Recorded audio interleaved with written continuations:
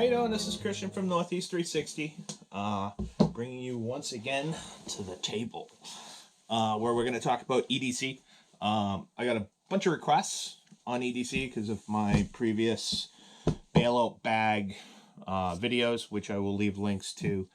My get home bags, they're Maxpedition. One's now mine, one's now my wife's. But there's been quite a few people that want me to talk about EDC and what I carry every day. So this will be an EDC dump and talking about a couple of things that are useful when I am in uniform. Okay, so it's a little bit of an EDC dump when I'm on my average clothes and an EDC dump with me in uniform. All right, so let's get to it. First thing is I have a Samsung watch. It's your 42 millimeter Samsung watch, smartwatch. It's good. It tells you everything. It's an aftermarket band on Amazon. I got the aftermarket matching band for Christmas from my boys. So that's first. My Boker tactical pen. It's a very good tactical pen. It can be used as a small, get off of me device. It takes the space pen inserts, so right in the rain. It does come with a glass breaker, but it is literally the first thing to unscrew and fall apart. But other than that, it is a pretty rock solid device. It's still strong enough to crack a window, stuff like that. So that's next. Next up, stand up. As usual, I wear my proper tactical pants. Excellent company. My ginormous thing of keys with my handcuff key. Next up is my Streamlight. This is a ProTac 2LX. It's a 500 lumen light. You can tell I use it every day. It is nice beat up, super bright light. Next up is my Gerber. It also has a glass breaker, get off me, skull cracker, whatever you would like. It is a spring assist knife. Not sure what the model number of this is. It used to be serrated. I'm not a huge fan of serrated, so I got rid of the serrations. But I will leave a link to it. This was a gift from one of my buddies, and I carry it to this day. Might get upgraded with a new knife. I'm looking at options like ZTs and stuff like that, but we'll get there eventually. In my cargo pocket on the right side, cat tourniquet. Always carry one. If you carry a firearm, a knife, any kind of self-defense tool, you should have one. If you don't carry any of that, you should have one, because we want to keep the blood in our body and the body of others. Carry a cat tourniquet. Right in the Rain notepad, Right in the Rain's little package. Keep spare cards, stuff like that in there. Moving on, in my upper pocket, that's it for the lower. I carry a change pouch because I have to pay meters. My card case, it's a standard, I think this was on like Amazon. Chapstick, because winter.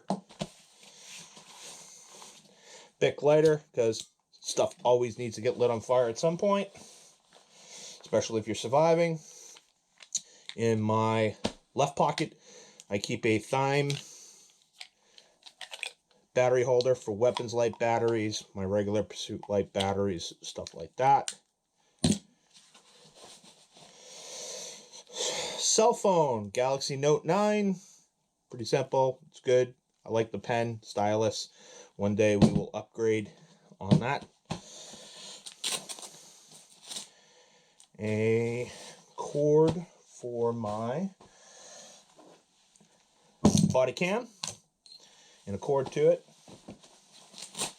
Lower pocket, backup battery just in case this runs low or I forget to charge it. Standard little body cam, good stuff. Skull Candy earbuds for when I'm sitting in the car, and a standard ball cap. This is Blower. I do prefer the 511 caps. This is a 511 skull cap. Next up,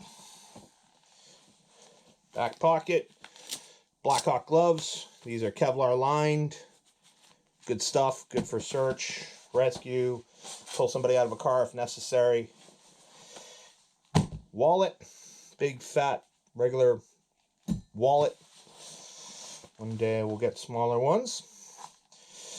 On my left side, I carry 2 spare mags for my kinetic device, which is a Glock G45. We'll make that safe right in public, but it's my gun, and it's in a safe direction where I am. We'll talk more about that in just a minute. And we use Federal HST 124 plus Ps. I have a, in the waistband, crossbreed mag carrier pouch. Run out of room on this table. And I carry my firearm in, not a crossbreed, but it is an Alien Gear. I like theirs because if anything happens to the Kydex, which this is not Kydex, it's more of a harder plastic than what you would get with a lot of other companies. It's super durable. I do like Crossbreed's clips. They are the best on the market. They do not bend. They last so long. As you can see, these have been on me for a while, and they haven't even gotten scratched up yet. But as you can see, the holster has been beat up.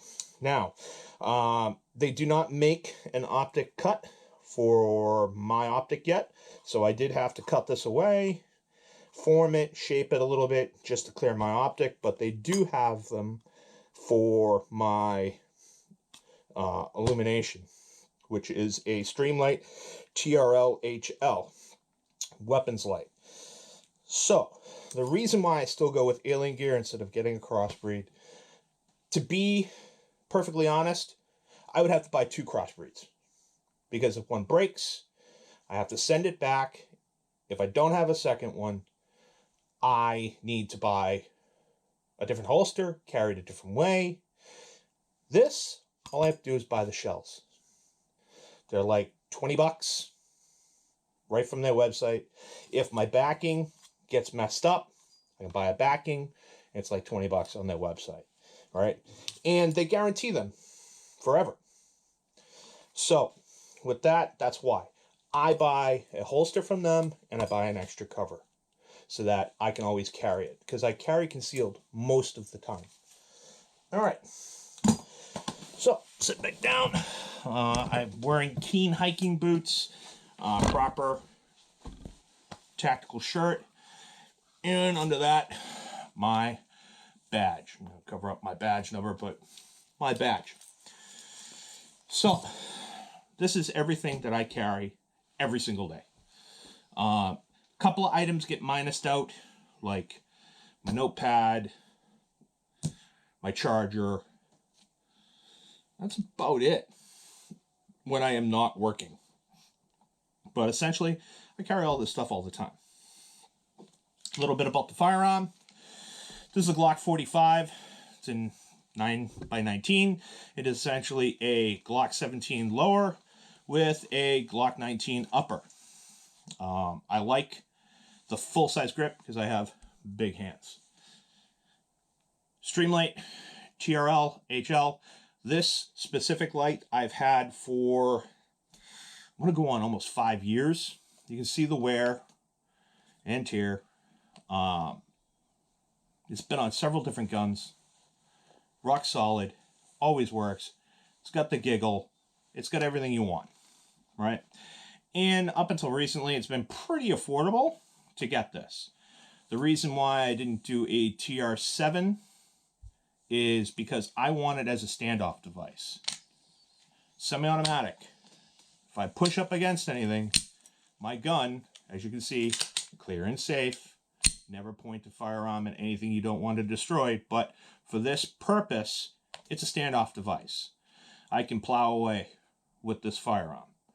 If I did not have it and anything contacts the barrel and pushes it back, it comes out of battery, no bang. All right, it's not a lesson on semi-automatics, but this is why I went with that light. Second up, I went with a Holosun SCS optic for MOS cut.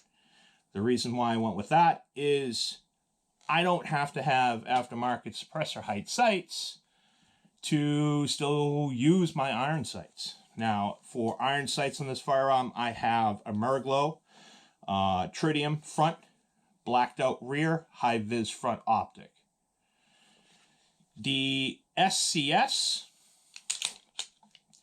is an excellent optic. It is a bluish, greenish, might be my eyesight, but I believe it's marketed as a green laser inside. It is excellent. It's rock solid. It's made of titanium. I have racked off tables with it.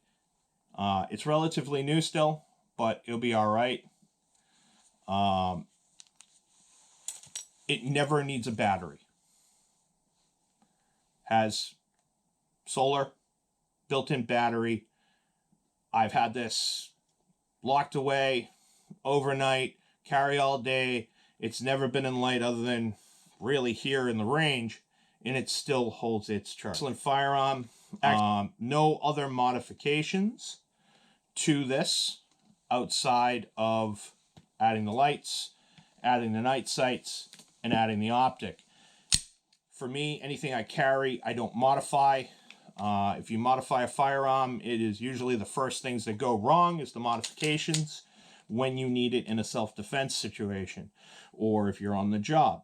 Don't get me wrong, I love the cool looking guns with all the gadgets and everything else, flat face triggers. But if you're going to buy a gun like that, spend the money, find a company that does that gun, and get it done as a factory gun. Moving on. The other thing I carry every single day is a Safe Life Defense 3A Plus body armor. Concealable. It's as lightweight as it gets. I know they have newer models, but I like this. Moving on to duty stuff real quick. I have 1110 carrier for my tourniquet. I find it is the best. Nothing goes on the swell of my back other than a crushable item, which is a thing of gloves. All my pouches is Safariland. My duty light is a Phoenix series PD35 tactical light with a Thyme hook, so you can utilize your light and still utilize your firearm. You can illuminate other items, 1,000 lumens, totally recommend it. I got my spray pouch, Cobra buckles, extended baton, yada yada yada. But the cream of the crop and why I'm showing this is my Safariland holster. They do not make one for my red dot. So if you want to run the red dot and you want your Safariland holster to work with it, and it does, you will order one for a Trichcon RMR, which also does the Vortex Venom as well. So just a little tidbit on that. Excellent holsters. I do have a quick detach. It is not a drop leg, but it does offer the ability to have a little bit lower on your belt line and a quick detach for the holster. And it is by G-code. The reason why I got that with the Cobra buckle upgrade, it just lasts longer. I've heard the plastic ones fail, just like the plastic ones that came on the Safariland belt failed, so I got it. Next up is G-code does work with Safariland. Their holsters mimic Safariland's, but you can get this, which is the G-code 39 adapter and the G-code drop. I like this because it is tighter to you. All the other ones, including Safariland's recommendations for a belt assist, all of theirs stick out another inch, inch and a half. So this is what I carry for work. This is what I carry on a daily basis. And this is Christian from Northeast 360. I will leave links to as much of this stuff as I can find and websites. Keep moving forward, everybody.